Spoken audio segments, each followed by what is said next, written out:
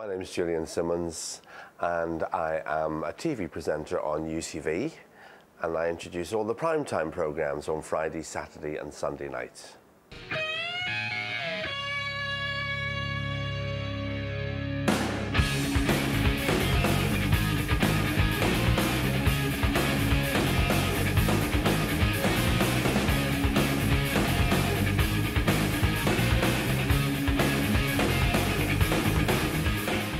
On tonight's Kelly, Wayne McCullough, Curtis Stigers and Loose Women, Kay Adams and Colleen Nolan. That's all at 9 o'clock, but now on UTV, will it be Forgive and Forget in Emmerdale? That's bang on. Now if it goes like that when I'm actually doing it, that'll be good. Of course, the programme that I'm best known for are the introductions to Coronation Street. I started acting the lig going into Coronation Street by imitating what I heard people say on trains and on buses. And because people talk about the soaps, and they still do, as if it's actually happening to a real person. A good time, and I'm not having a good time. Everywhere I go, people say to me, oh, I love it when you introduce Coronation Street. You see that Tracy Barlow, like she's a hard-looking ticket, and the way she treats her mother and all. And I mean, you hear people talking like that, and that is why I do it in that accent, to assimilate with the way people feel about what's going on in it. I'm sure there are people that are absolutely loathing everything that I do like that. But you have to accept that. I know that when I watch TV, there's people I can't stand and there's people I love to see on. And you have to accept that there are people that are going to like what you're doing and people who are going to hate your guts. Where I used to be before this was downstairs in a broom cupboard. Now, I'm talking about like an atomic blast shelter. And it was about a tenth of the size of this. This is luxury compared to what I had before. The magic, the glamour and the excitement. Some of the days in my life can be really hectic because inevitably if I'm booked to do one thing, 2 or 3 others will come in as well, and it will also be a night where I'm doing television. So sometimes I'm maybe doing 2 or 3 events in one day. I'm chairman of Cancer Research Northern Ireland, and I do a lot of PR for that charity. So I'm all over the country with that. And then sometimes I'll have a lunchtime event that I have to be at. And then sometimes I'll be hosting something in the afternoon before I go in to UTV. It's got me on a good night tonight because there's no watch to win. So I'm just doing straight linking, not going through the competition all the time. So I'm just going to sit down now. And I've got about 20 minutes to work out what I'm going to do in the next break. So the first thing I do is get rid of what I've just done from the auto cue. So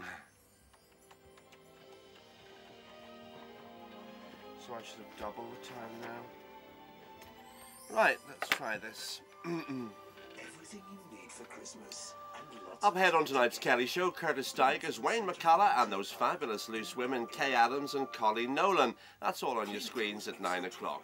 But now on the UTV, if you and I are sitting and there's half a bar of fruit and not in the fridge, we'll have to have it. And it's exactly the same for Jamie's mum, Carol. When there's a wee half battle, she has to get a downer. Years ago, every TV station had continuity announcers. We prefer to call ourselves presenters now. But it has died out, and a lot of, especially the ITV network. In fact, we are the only station that still does continuity in between the programmes in Vision. But apparently, it's starting to make a comeback. Television stations in Europe are doing it, generally with busty, beautiful blonde girls.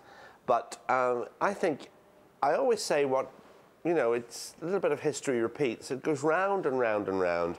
I think continuity will come back again on an awful lot of television stations.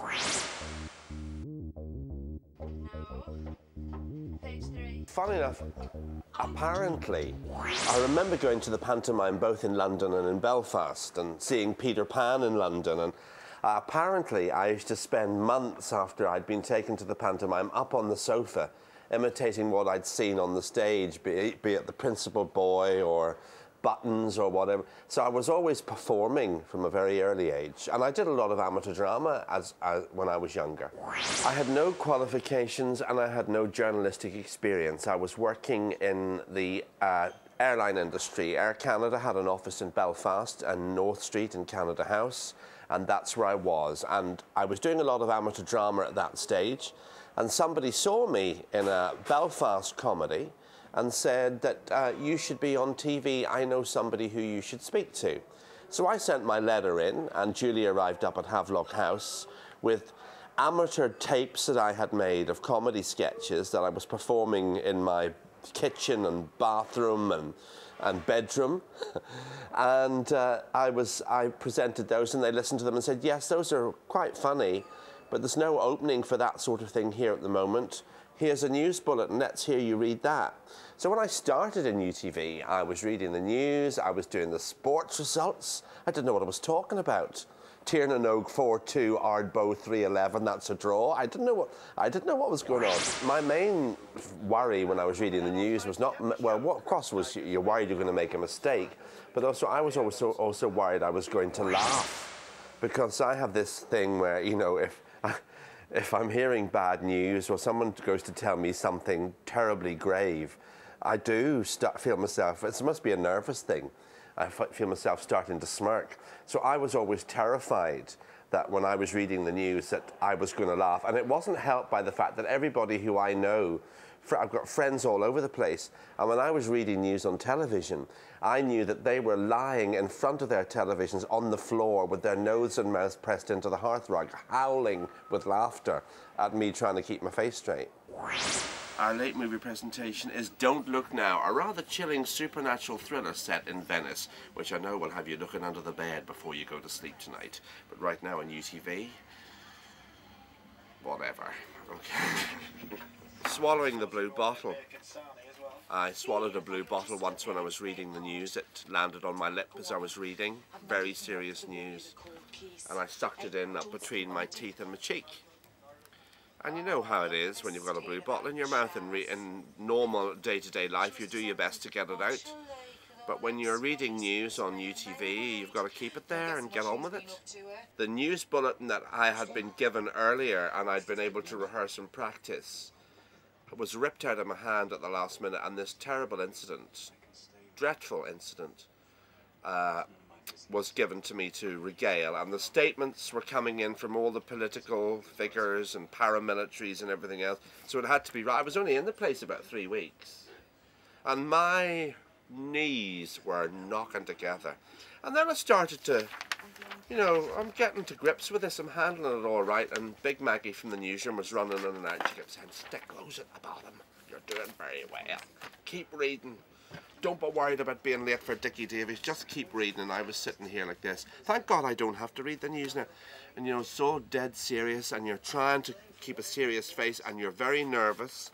And at the same time you're thinking, this is desperate. This is, but you've got to have a bit of poise, and you know, and you've got a blue bottle in your mouth, you know? And continuity was very straight. As straight as I could do it.